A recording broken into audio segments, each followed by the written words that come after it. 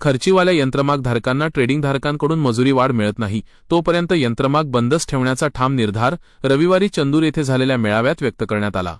मागील काही दिवसांपासून सुरू असलेल्या आंदोलनाच्या पार्श्वभूमीवर हा मेळावा पार पडला असून यामुळे इचलकरंजीसह परिसरातील वस्त्रोद्योग क्षेत्रातील तणाव अधिक वाढण्याची चिन्हे आहेत।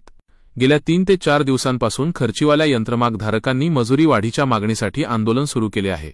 या आंदोलनाला इचलकरंजी आणि परिसरातील अनेक यंत्रमाग धारकांचा प्रतिसाद मिळत आहे।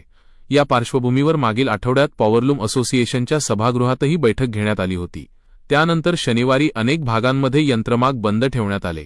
काही ठिकाणी आंदोलनादरम्यान वादावादीच्या घटना घडल्या असून काही कारखान्यांमध्ये घुसून बिमे कापल्याच्या घटनाही घडल्याने वातावरण तणावपूर्ण बनले आहे। आंदोलनकर्त्यांच्या प्रतिनिधींनी आमदार राहुल आवाडे यांची भेट घेऊन आपली भूमिका मांडली होती। यावेळी आवाडे यांनी यंत्रमाग बंद न ठेवण्याचे आवाहन करत प्रश्नावर तोडगा काढण्याचे आश्वासन दिले होते। मात्र वैयक्तिक पातळीवर निर्णय न घेता सामुदायिक स्वरूपात निर्णय व्हावा अशी आंदोलनकर्त्यांची भूमिका कायम आहे।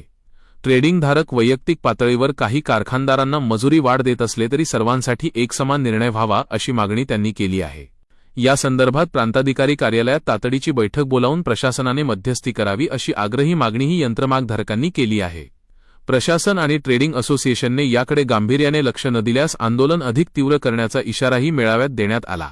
रविवारी चंदूर येथील मलाबादे भवन येथे झालेल्या मेळाव्यात अनेक यंत्रमाग धारकांनी आपली मते मांडली।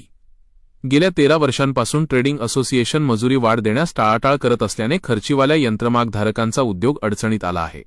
वाढती वीजदर, कामगार खर्च आणि इतर उत्पादन खर्चामुळे उद्योग आर्थिक संकटात सापडला असल्याची भावना उपस्थितांनी व्यक्त केली। मेळाव्यात पुंडलिक भाऊ जाधव, नंदकुमार लोखंडे, शहाजी भोसले आदींनी मार्गदर्शन केले।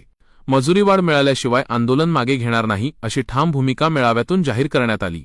या आंदोलनाची तीव्रता पुढील 2-3 दिवसांत इचलकरंजीसह संपूर्ण परिसरात वाढण्याची शक्यता व्यक्त केली जात आहे।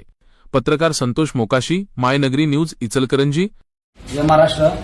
आजचा जो तिढा चालू आहे 4 ते 5 दिवस झालं, हा तिढा सोडवण्यासाठी इचलकरंजीतील वैपणीधारक संघटना असतील, कामगार युनियन असेल व सर्वच प्रकारच्या ज्या संघटना असतील जे समाज व्यवस्थेत न्याय मिळवण्यासाठी झगडत असतात त्या सर्वांना आम्ही सर्वच खर्चीवाले यंत्रमाग धारक म्हणून आवाहन करत आहे।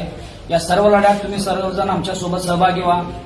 तसेच जी सटवाले यंत्रमाग धारक आहेत त्यांना वाटते हा विषय त्यांचा नाही, हा व्यवसाय जो आहे हा यंत्रमाग व्यवसाय, यंत्रमाग व्यवसाय म्हणलं की हा त्यांचा देखील विषय आला। त्यामुळे तुम्हाला सर्वांनाच आमची विनंती आहे, हात जोडून विनंती करत आहे की तुम्ही सर्वजणच ह्या आमच्या लढ्यात सोबत व्हा, यशस्वी व्हा। कारण की आता नाही तर कधीच होणार नाही आहे। शेवटी 13 वर्षाचा प्रश्न आहे आणि ह्या प्रश्नासाठी वाचा ही फुटत आहे, आपल्या कारखानदारातून फुटत आहे। त्यामुळे स्वपूर्तीने तुम्ही सहभागी व्हा।